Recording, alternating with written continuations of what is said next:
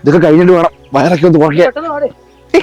അവര് വയറ് കുറയ്ക്കണോ ഏറ്റവും പുറകെ നടന്നിട്ട് പറയുക ഇങ്ങനെ നടക്കുന്നത് നടക്കണ്ടത്. നല്ലതാ നടക്കുന്നത്. കൊളസ്ട്രോള് പ്രഷറിന് എല്ലാം നല്ലതാ. നടന്നാ പ്രഷർ, നടന്നില്ലേ പ്രഷർ. നടന്നില്ലല്ലോ ഇപ്പൊ പ്രഷർ. അടുത്തത് ഇതെന്തോ കാണിച്ചു വെച്ചേക്കുന്നത്.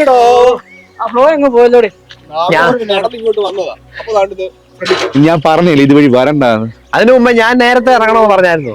ഇതുവഴി ഇതുവഴി അങ്ങ് പോയി കറങ്ങി വരാമെന്ന് വെച്ചത്. അല്ല ഇതിന്റെ ആവശ്യം ഇവിടെ ആൾക്കാർ കണ്ണുണ്ട് നോക്കണ്ട്. ഇത്രയും വഴിയല്ലേ ഉള്ളു, അങ്ങ് നടന്നു പോയാ പോരെ. നമ്മുടെയൊക്കെ ജീവിതത്തിൽ ഇങ്ങനെ എല്ലാം നടക്കാതായിരിക്കും. സത്യമായിട്ടും എന്തെങ്കിലും ഒരു നല്ല കാര്യത്തിന് നമ്മൾ ഇറങ്ങിയാല് നമുക്ക് നമ്മളെ നോക്കാൻ അറിയത്തില്ല. ഇതിന്റെയൊക്കെ ആവശ്യം എന്തെങ്കിലും ചുമ്മാ മനുഷ്യന്റെ സമയം കളയാനായിട്ട്. അത് ശരിയാ. തിരിച്ചു പോകാൻ പറ്റുമോ? ഇനി അങ്ങോട്ട് പോകണം. ശരിയാ, എങ്ങോട്ട് പോകും? തിരിച്ചു പോകണോ അതോ ഇനി മുമ്പോട്ട് പോകും? സമയമായി കേട്ടോ.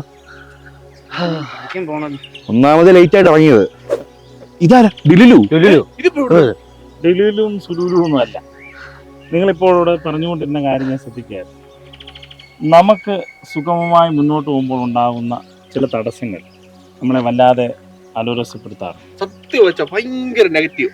ഇത് നെഗറ്റീവായിട്ട് നമ്മൾ കാണിക്കുന്നത്. ഇതിനൊരു ഏത് പ്രതികൂലങ്ങൾക്ക് പിന്നിലും ദൈവത്തിൻ്റെ ഒരു കൃപയും അനുകൂലതയും അത് തിരിച്ചറിയാൻ കഴിയാം. ഇത് എന്തിനാ വെച്ചിരിക്കുന്നത് നമുക്കറിയാം. ഇവിടെ നിന്ന് ട്രെയിനുകൾ കീറിപ്പാഞ്ഞു പോകുമ്പോൾ അശ്രദ്ധമായി വരുന്ന ജനങ്ങളെ സംരക്ഷിക്കുന്നതിനും സുരക്ഷിതം നടത്തുന്നതാണ്. ഇപ്പോൾ ഒരാൾ പറഞ്ഞു നമുക്ക് കണ്ണൊക്കെ ഇല്ലേ ഇതൊക്കെ രക്ഷപ്പെടാതെ. പക്ഷെ എന്തുമാത്രം ആളുകൾ മരണപ്പെട്ടിട്ടുണ്ട്, എന്തുമാത്രം വാഹനങ്ങൾ കൊടുക്കപ്പെട്ടിട്ടുണ്ട്. അതൊരിക്കലും ഉണ്ടാകരുത് എന്നുള്ള ഗവൺമെൻറ്റിൻ്റെ അല്ലെങ്കിൽ അധികാരികളുടെ ഏറ്റവും വലിയ ഒരു തീരുമാനത്തിൻ്റെ ഫലമാണ് ഇങ്ങനെയുള്ള ലെവൽ ക്രോസുകളും സൈൻ ബോർഡുകളും ഒക്കെ സിഗ്നൽസൊക്കെ. അപ്പോൾ ക്രമമില്ലാതെ പോകുന്ന ലൈഫിനെ കുറെ കൂടെ ക്രമപ്പെടുത്തുന്നതിനാണ് ഇങ്ങനെയുള്ള സംവിധാനങ്ങൾ.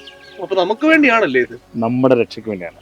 അതുകൊണ്ട് എപ്പോഴും ഓർക്കേണ്ട ഒരു കാര്യം, ഡിസിപ്ലിൻ തരുന്നത് നമ്മളെ ഡിസൈപ്പിളാക്കാനാണ്.